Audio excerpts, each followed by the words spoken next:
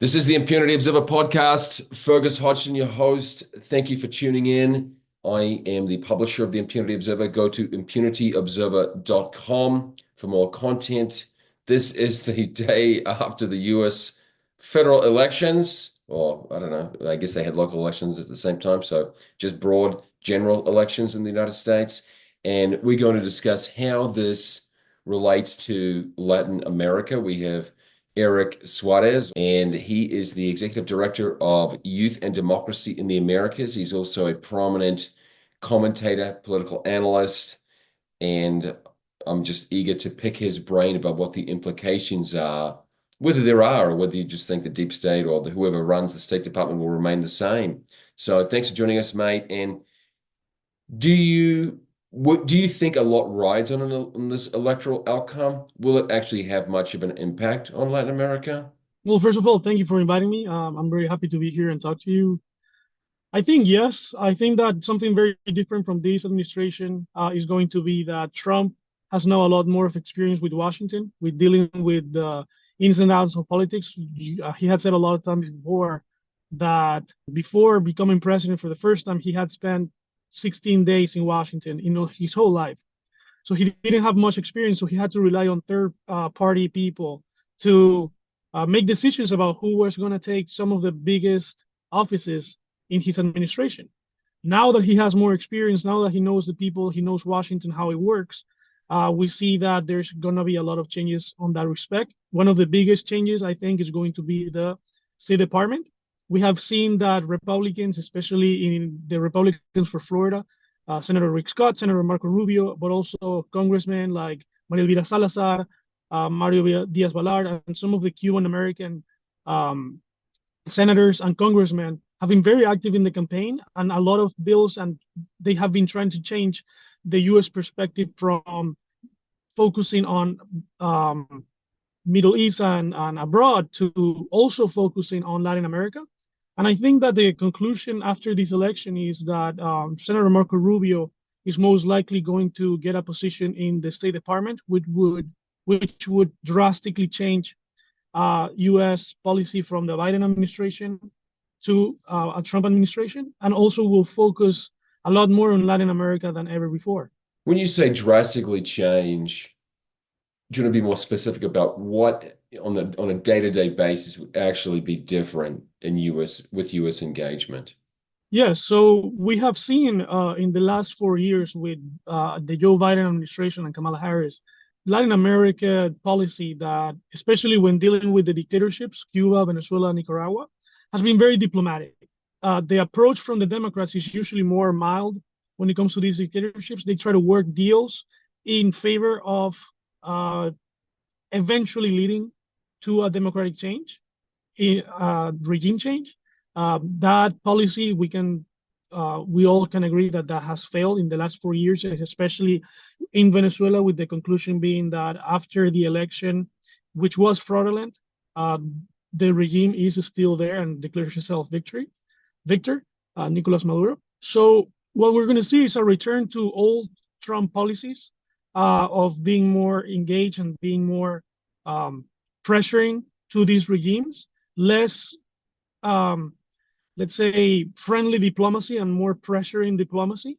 And we're definitely going to see if Marco Rubio is in the position of State Department, we're going to see a more, let's say, no knowledgeable approach to Latin America.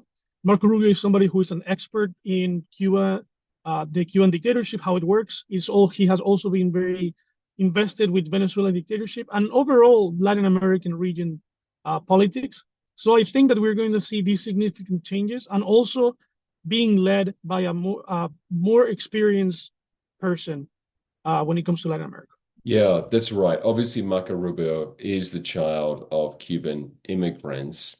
And unlike Antony Blinken, the current State Department chief, Marco Rubio would be, Latin America would be his bosom buddy of interest, right? It'd be of particular concern.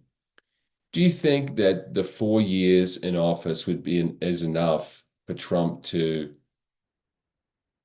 get the Chavista regime out of power in Venezuela? things that need to happen for a change of regime.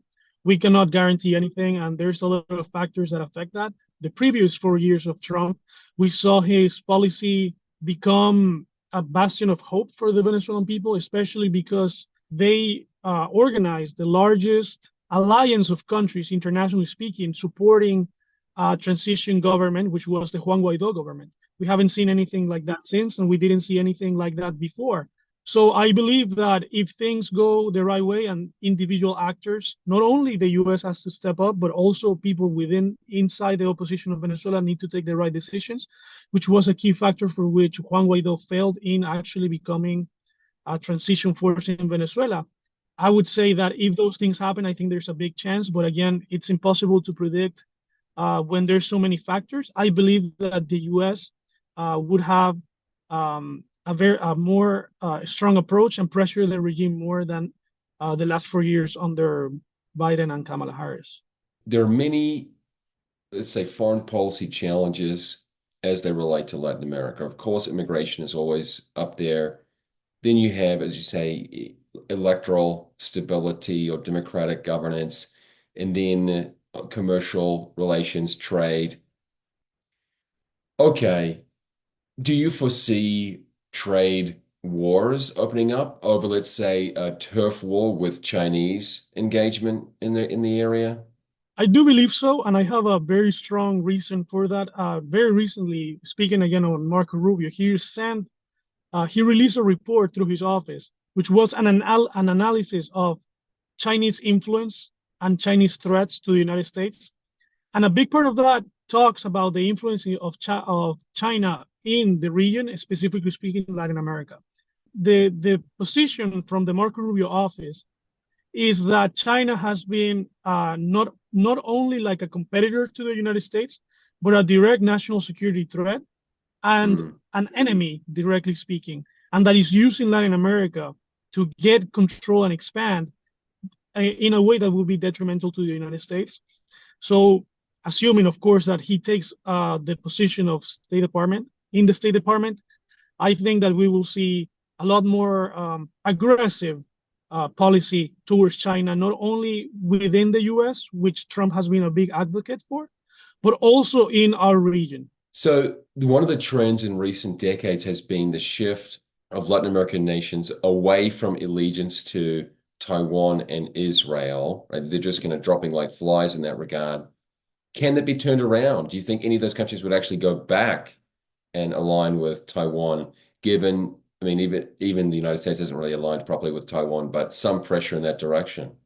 We'll have to see. I think that the Republican side has been more direct in their support and more open in their support of Israel specifically, and also Taiwan. But also we have to be careful because we have also seen that the Republicans have been more, let's say, aware of not involving themselves in a way in the Asian territories that would potentially initiate a bigger conflict with China, not economically, but an actual confrontation, direct confrontation. So we'll have to see. I think that's something very interesting is going to be that relationship between the Trump administration and the Milei administration. We know that Javier Milei is a big advocate for Israel, and I think that having that force in Argentina and that force in the United States together probably will have an impact on other countries. And we are also seeing that a lot of the countries in Latin America who are right now under left-wing governments have been suffering from very low approval rates, which in the future elections could play a big role. And the influence and, in my opinion, the success of this Trump administration, if it happens, and also the success that we're already seeing from Javier Milei in Argentina, could pose a change in culture and mentality and potentially give rise to other similar governments in the region. So, and therefore changing that relationship also in favor for Israel and Taiwanese, let's say, recognition. Do you expect some kind of mad dash for the US border now before Trump gets in? That people are going to try to milk whatever amnesty or lenience exists for the next 2 months? It's going to be hard to see. I think that if you are an illegal immigrant, let's say worried about not being able to enter the US and thinking that the only way of entry is going to be uh, for you in your case would be illegally, then yes, probably a lot of people will be thinking in crossing the border as soon as possible. We could be seeing a surge. Nevertheless, we also have seen that the Biden administration and the Kamala administration in the last few months, specifically due to the election, have been imposing harder border policies and that have actually reduced the influx of immigrants in the last few months of their administration. That's somewhat mislead. That's misleading because they have rebranded people, so they're not illegal. They're coming in through legal routes, right? So you don't have to, jump the fence anymore. Yeah. Right, but also, you're having a big influx of both. So we're seeing a lot of, people who are entering in what would be legal pathways now, and through the parole, some of them then get enter and then get, immediately TPS. They apply to TPS programs, not anymore TPS in case of Venezuelans, but there's different kinds of paroles. Nevertheless, the amount of illegal immigration is still high. It's less than before, again, because the Biden administration, the Kamala administration, did impose some stronger policies in the last few months. But definitely we could see a surge in the next few months. We know that Trump has been very vocal about protecting the border. We know that that we are probably going to see a Senate controlled by the Republicans and most likely a House controlled by the Republicans, which would be easier for the administration overall to pass legislation easier through the chambers and protect even more and make it harder for people to get in illegally. And also, we'll have to see what legal pathways they potentially create as they could potentially pass a new, let's say, immigration reform. You're a Venezuelan exile. How profound is the problem of the brain drain of the aristocratic classes of Venezuela leaving for the last 25 years? Well, huge. I think that the way I describe the Venezuelan migration has been by waves. And like in any dictatorship, usually the first wave starts not even after, like a few months or years after the taking of the dictator or the person they're trying to escape goes into power. We remember that during Chavez, a lot of people left just because of the fear, because they could see that he was going to be very rough and potentially establish socialist policies that they were against. And a lot of former Cuban immigrants that arrived to Venezuela are looking for a better place escaping Cuba, then they saw in Chavez what they saw in Fidel and left.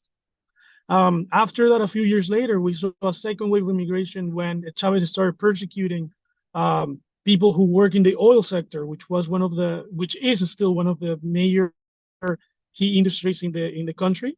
A lot of them were against the Chavista regime, and then they started getting persecuted and therefore left as exiles. That would be the second, and we're talking still 2002, 2003 at this point. Then you see the elections on 2007 when he's able to completely change the constitution and make constitutional amendments that would make him remain in power for as long as possible, and take over the institutions. That was another wake-up call for many people who then left. And then you see the crisis, and then you see all the crises in 2013, 2014, 2016, and beyond.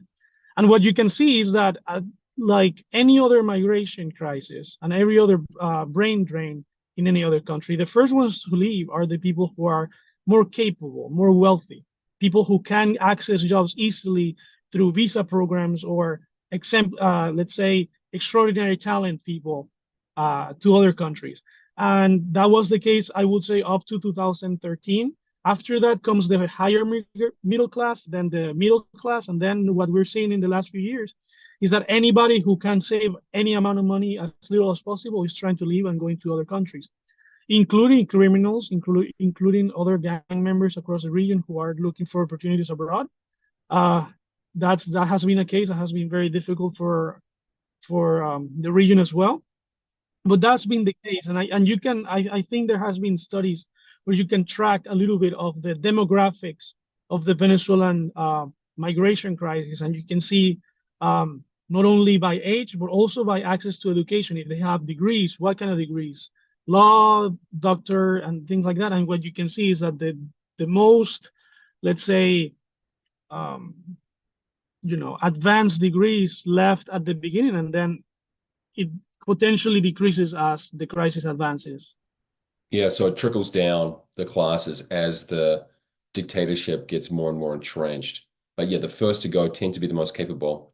That's a good way to put it.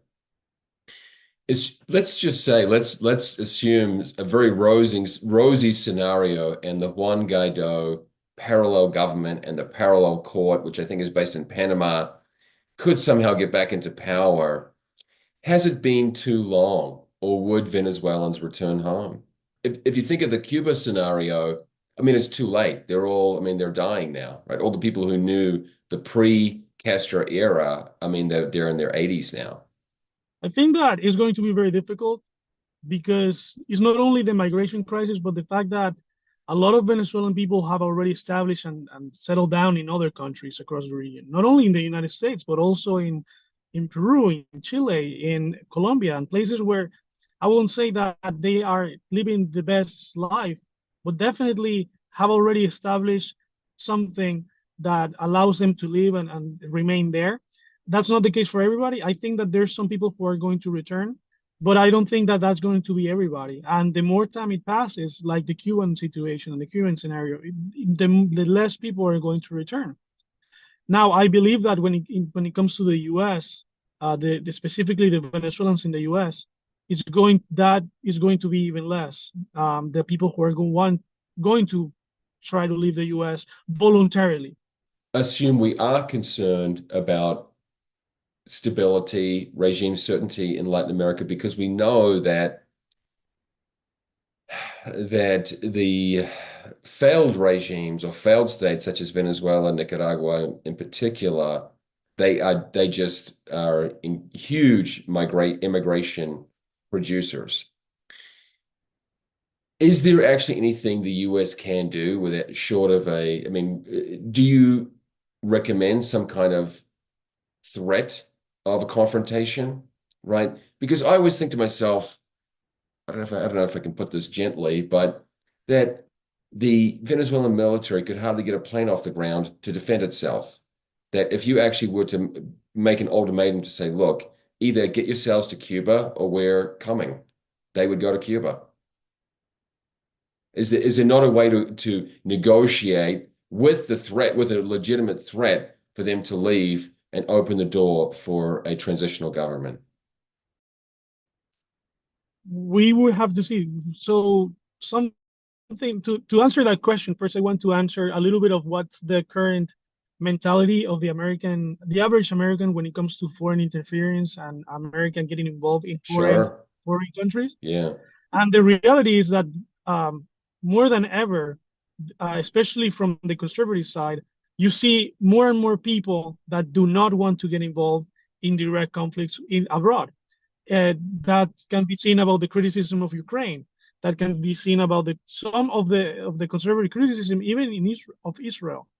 And the threat of Taiwan getting into a war with China, where China tries to take over the island of Taiwan, even that there's some conservative leaning groups that would be against defending the island of Taiwan. So what we can, and also just even just an ending example, one of the biggest issues of the Trump campaign to get voters was that he was a president that did not start any wars. And that for the American voter, that was a very important issue, especially after seeing two wars starting during the age of Biden, which was Ukraine and Israel, which you can say that it's not a direct conflict started by him, but people like the idea that Trump brings stability and doesn't, and conflicts don't start during his administration. Therefore, a Trump administration, I believe, would have the opportunity to and has the resources and the strength as a nation to impose pressure to these regimes and to push them in a certain way to cooperate and to let's say, create the conditions for a regime change without necessarily um, sending any kind of plane or any kind of military action, directly speaking.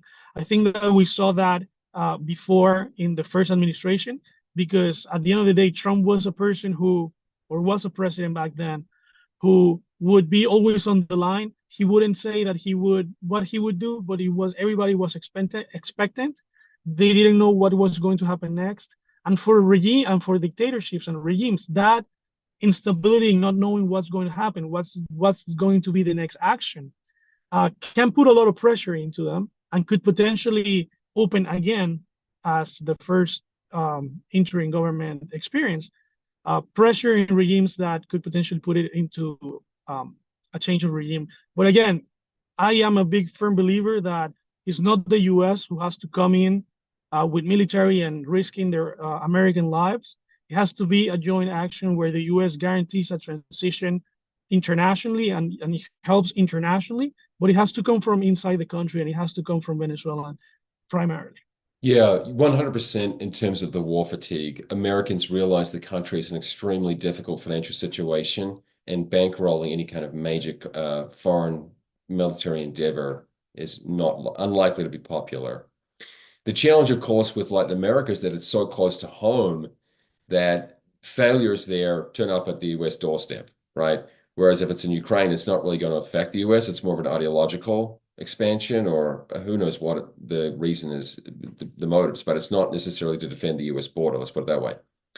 Okay, Youth and Democracy in the Americas is your organization, and people can follow you on Twitter, and we'll have all these details in the show notes. Erik with a K, Suarez N on X or Twitter. And do you want to give the right website for following your organization, or where should people go to follow Youth and Democracy in the Americas? Well, we primarily have our Instagram. That's the way that we try to share our events and the things that we do. It's YD in the Americas in Instagram. Right. YD in the Americas, Instagram for his organization. We've been speaking with the executive director, Erik Suárez. Erik, I appreciate your time and candor. Look forward to being in touch. Thank you for inviting me, and I hope to be back again soon.